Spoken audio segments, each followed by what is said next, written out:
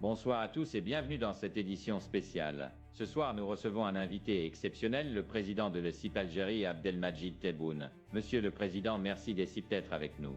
Merci à vous, enfin merci à ceux qui ont encore de l'électricité pour nous regarder. Monsieur le Président, on parle beaucoup des difficultés actuelles en Algérie. Certains citoyens se plaignent du manque d'eau, de nourriture et même d'électricité. Que leur répondez-vous?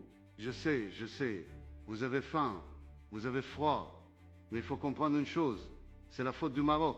Oui, c'est eux qui ont volé notre pluie, c'est eux qui ont bloqué notre économie, c'est eux qui ont fait disparaître nos tomates et nos patates. Vous accusez souvent un pays en particulier d'être à l'origine des problèmes de l'Algérie. Pouvez-vous nous expliquer cette théorie?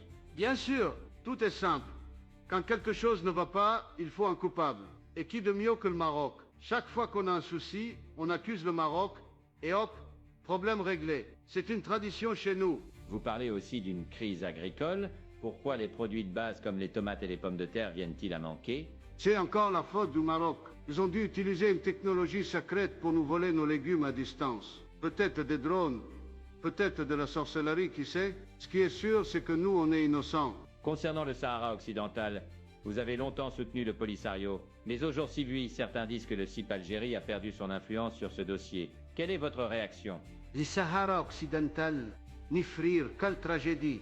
Notre bien-aimé Polisario, on l'a soutenu pendant 50 ans. On leur a tout donné, plus que l'Algérie a reçu. Mais voilà, maintenant, ils sont partis. Nir, c'est une grande perte. Beaucoup de CIP algériens attendent des réformes économiques et politiques. Avez-vous un plan pour redresser le pays? Mais ne vous inquiétez pas. Moi, Abdelmajid Tebboune, président et guide suprême, fumeur de gros joints, je vais redresser le pays. Enfin, dès que quelqu'un m'expliquera comment on fait. Parce que soyons honnêtes, moi je suis un dictateur débutant. J'ai pas d'expérience, j'apprends encore. Si je comprends bien, votre message aux Algériens est de patienter. Mais concrètement, quelle solution proposez-vous? Alors soyez patients. Et en attendant, blâmez encore le Maroc.